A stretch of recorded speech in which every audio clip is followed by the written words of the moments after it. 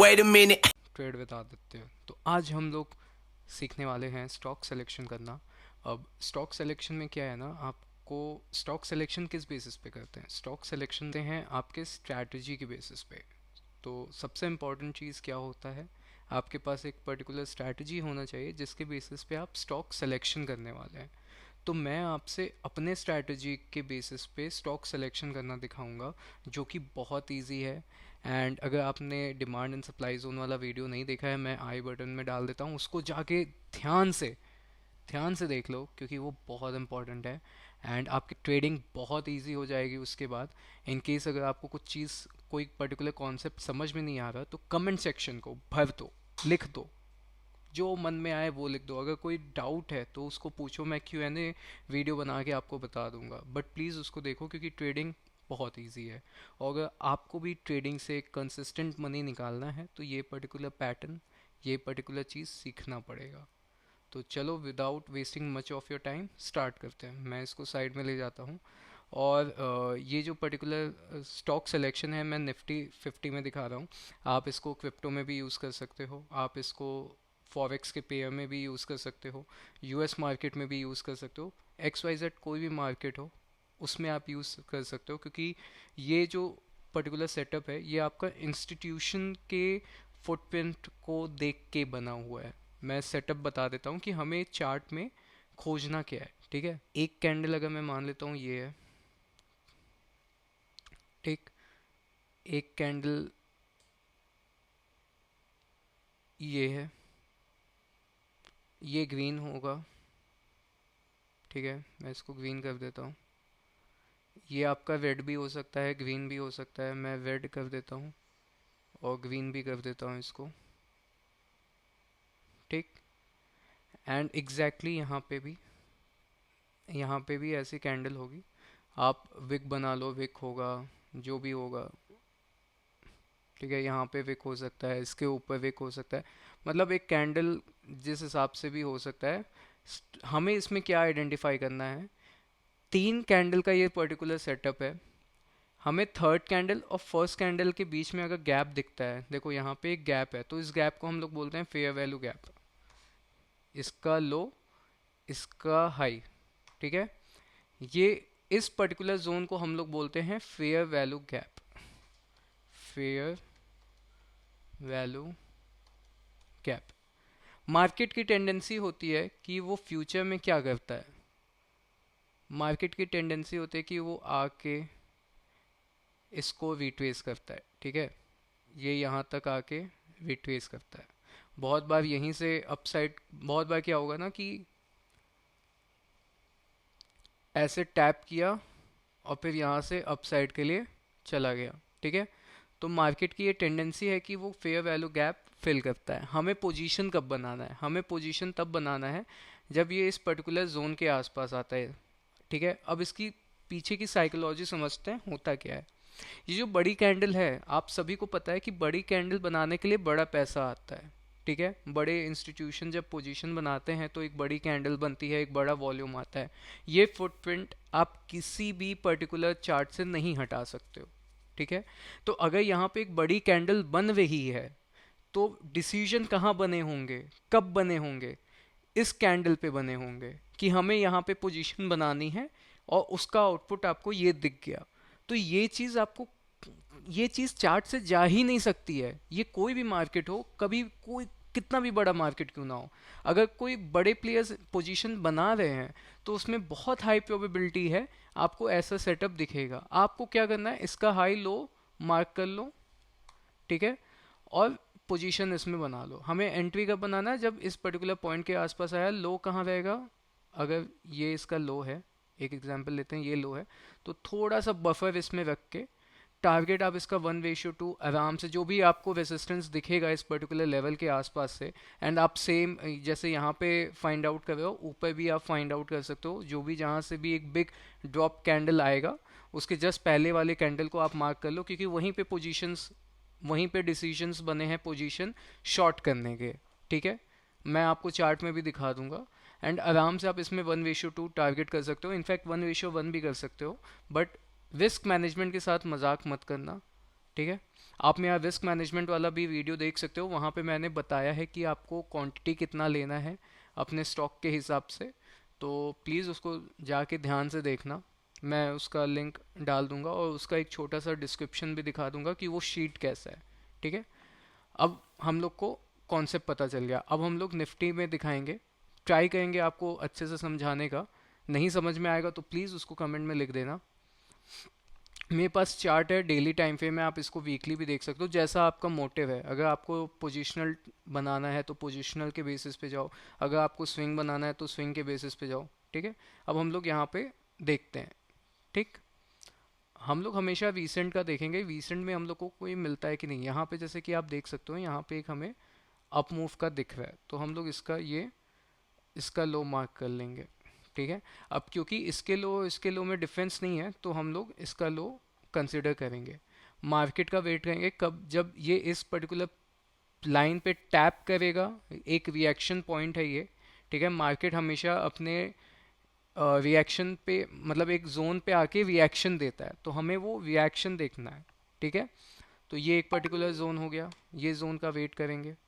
अदानी में भी मैंने बनाया हुआ है, अदानी पोर्ट में रिसेंटली यही है। देखो यहाँ पे टैप किया, जैसे ही इसने टैप किया अप साइड का एक मूव देखने को मिला। आप यहाँ पे देख सकते हो कि यहाँ पे एक कैंडल है, इसके बाद एक बिग सेलिंग कैंडल आया। तो अगर मैं इसका हाई लो मार्क कर लेता हूँ, ठीक है, तो वापस से देखो जैसे ही इसको ये टैप किया उसके बाद एक नीचे का मूव दिया। तो ये आप अप साइड के लिए भी देख सकते हो, डाउन साइड के लिए भी देख सकते हो। ठीक है। आपको ऐसे ही जोन बनाना है। नीचे वाला आपका क्या होगा, डिमांड जोन होगा। मैं दिखा देता हूँ, इसको हम लोग डिमांड जोन बोलते हैं। ठीक है। और इसको हम लोग सप्लाई जोन बोलते हैं। सप्लाई जोन को और क्या बोला जाता है, रेसिस्टेंस। डिमांड जोन को और क्या बोला जाता है, सपोर्ट। ठीक है। सिंपल। नेक्स्ट स्टॉक पे चलते हैं। देखो यहाँ पे भी मैंने बनाया हुआ है, मैं इसको हटा देता हूँ। अब मेरे सामने भी वही चार्ट है जो आपके सामने है। अब मैं यहाँ पहले देखता हूँ कि मुझे यहाँ कोई सेम पैटर्न में दिख रहा है कि नहीं। नहीं, मुझे यहाँ नहीं दिख रहा। तो अब आपको क्या करना है, अब सेम आप पास्ट में जाके देखो कि पास्ट में आपको कुछ ऐसा दिख रहा है क्या, मतलब करंट प्राइस है उसके हिसाब से आप बैक डेट में जाओ और देखो मुझे यहाँ कहाँ देखने को सेम चीज़ मिल रहा है। आप देख सकते हो कि ये एक पर्टिकुलर कैंडल है, यहाँ पे है, यहाँ पे है, यहाँ पे है, यहाँ पे भी आपको देखने को मिल रहा है। तो आप इसका हाई लो मार्क कर लो। ठीक है। इसका हाई, अब इसके लो और इसके लो में डिफरेंस नहीं है, तो इसका लो भी आप मार्क कर लोगे। ठीक। अब ये आप जब ग्रेजुअली इस पर्टिकुलर पैटर्न को सीखते हो, करते हो, स्टडी करते हो, तो आपको यहाँ पे एक चीज़ नोटिस करने को मिलेगा कि अगर मैं यहाँ पे इसको ऐसे कर दूँ, ठीक है, तो ये एक पर्टिकुलर जोन बन गया जहाँ पे मार्केट बहुत टाइम तक कंसोलिडेट किया था, थोड़े टाइम तक स्पेंड किया, 2.5 वीक्स यहाँ पे स्पेंड किया। तो ये एक पर्टिकुलर जोन बन गया ना कि यहाँ पे ये सस्टेन कर रहा था। अब हम अभी आके देखें तो इसी पर्टिकुलर जोन के आसपास क्या कर रहा है, कंसोलिडेशन दिखा रहा है। इतना सेलिंग के बाद फेज में कंसोलिडेशन कर रहा है। अब अगर हम इसको थोड़ा सा जूम आउट करते हैं तो हमें ये भी पता देखने को चल रहा है कि ये अपने डिमांड जोन के आसपास ही बुलिश पैटर्न दिखा रहा है, डबल बॉटम, असेंडिंग ट्रायंगल, ठीक है, हेड एंड शोल्डर पैटर्न, ये सब पैटर्न आपको दिखेंगे। आपको यही सब चीज़ आइडेंटिफाई करना है। इसमें इस पर्टिकुलर सेटअप का फ़ायदा क्या है ना, you are taking best of the best. SMC का कॉन्सेप्ट हो गया, आपका प्राइस एक्शन का कॉन्सेप्ट हो गया, इंडिकेटर, इवन इंडिकेटर भी आप यूज़ कर सकते हो 44 EMA। जब हमें 44 EMA डिमांड एरिया के पास मिले और 44 EMA के ऊपर हम लोग का स्टॉक हो, तो वो डबल कंफर्मेशन दे देता है आपको कि यहाँ से मार्केट फॉर श्योर ऊपर जा सकता है। मैं कंफर्म नहीं बोल रहा, जा सकता है। ठीक है। अब हमें यहाँ पे पोजीशन अगर आपका बनाना है, अब मैं ये इस पर्टिकुलर स्ट्रैटेजी का फ़ायदा क्या है, आपके हमेशा स्टॉप लॉस बहुत छोटे होंगे और टारगेट हमेशा बड़ा होगा। दैट इज़ वाई इस पर्टिकुलर स्ट्रैटेजी का एक बहुत बड़ा एडवांटेज यही है कि आप हमेशा स्टॉप लॉस छोटा लेंगे। एंड जो बहुत लोग आपको नहीं बताते हैं, आपको ज़बरदस्ती ट्रेड लेने की कोई ज़रूरत नहीं है। ठीक है। कोई नहीं बोल रहा आप ज़बरदस्ती ट्रेड लो। आप ट्रेड तभी लो जब आपके लिए वो ठीक हो। आपका जब स्टॉप लॉस बहुत छोटा होगा तभी आप पैसा बना पाओगे। बड़े स्टॉप लॉस लेके पोजीशन बनाने का कोई मतलब नहीं है लॉन्ग रन में आपके। अगर वो रिवर्स में गया, आपका स्टॉप लॉस बड़ा रहा, तो वो बार बार आपका स्टॉप लॉस हिट होगा, बड़ा पैसा जाएगा। Trading is about giving small small stop losses. ठीक है, छोटे छोटे स्टॉप लॉस दो, तभी आपको बड़े बड़े टारगेट मिलेंगे। ठीक है, दूसरे स्टॉक पे चलते हैं। अब हम लोग जल्दी बाइंड अप करने की कोशिश करेंगे, स्टॉक को जल्दी जल्दी देखना है हमें। अब यहाँ पे रिसेंट में हमें कौन सा पोजीशन, देखो यहाँ पे हमें एक फेयर वैल्यू गैप देखने को मिल रहा है। ठीक है, यहाँ पे हमें एक फेयर वैल्यू गैप देखने को मिल रहा है। मार्केट इसी पे सपोर्ट लेता हुआ आगे बढ़ गया। ठीक है, यहाँ पे था, इसी को लेके सपोर्ट करता हुआ आगे बढ़ गया। तो हम लोग जस्ट इसका ये अपसाइड वाला चीज़ एंट्री पोजीशन बनाएंगे, और ये हम लोग का स्टॉप लॉस है, और वेट करेंगे मार्केट का वापस यहाँ आने के लिए। ठीक है, दूसरे कैंडल पे चलते हैं। यहाँ पे भी मैंने बनाया हुआ है, इसको हटा देते हैं और फाइंड आउट करते हैं कहाँ पे वो पोजीशन है। आप देख सकते हो कि यहाँ पे भी मार्केट में पोजीशन बनाया था, ऑल्दो ये उतना स्ट्रॉन्ग नहीं है। ठीक है, क्यों? क्योंकि यहाँ कैंडल बहुत छोटी बनी है, हमें बड़ी कैंडल फाइंड करनी है। जैसे यहाँ पे है, तो इसका हाई और लो मार्क करोगे जब आप, देखो प्राइस यहाँ आया, जैसे ही फर्स्ट टाइम इसको टैप किया तो मार्केट का क्या रिएक्शन था, एक पॉजिटिव कैंडल बना, मतलब यहाँ पे लोग ने बाई किया, एंड नेक्स्ट डे इसने डम कर दिया। अब जैसे इसने इसको डम कर दिया तो इसका वैलिडेशन ख़त्म हो गया। बट अगर आप अच्छे से समझते हो स्टॉक मार्केट को, तो आपको ये पता होना चाहिए कि मार्केट जब इस पर्टिकुलर टाइम पे था तो एक पर्टिकुलर रेंज में था। ठीक है, मार्केट ये रेंज में था, तो मेरा डिमांड जोन कहाँ है, मार्केट कहाँ से अपसाइड यू टर्न लिया है, मार्केट यहाँ जोन से अपसाइड यू टर्न लिया है, तो ये हम लोग का डिमांड जोन हो गया। एंड यहाँ पे हम लोग जब प्राइस वापस टैप किया, अप साइड के लिए एक मूव देखने को मिला। अब मार्केट खटाक से ऊपर नहीं जाएगा, धीमे धीमे मार्केट की टेंडेंसी है वो धीमे धीमे ऊपर जाएगा। तो जब धीमे धीमे ऊपर जा रहा है तो यहाँ पे कोई बुलिश पैटर्न देखने को मिलेगा। अभी जैसे कि maybe I am not sure, maybe यहाँ पे ये डबल बॉटम बनाता हुआ जाए, पहला बॉटम बना है। ठीक है, यहाँ पे आप देख सकते हो कि ये एक असेंडिंग, अगर मैं असेंडिंग ट्राइंगल पैटर्न बनाऊँ तो ये देख सकते हो कि ये एक पर्टिकुलर पैटर्न बना हुआ है।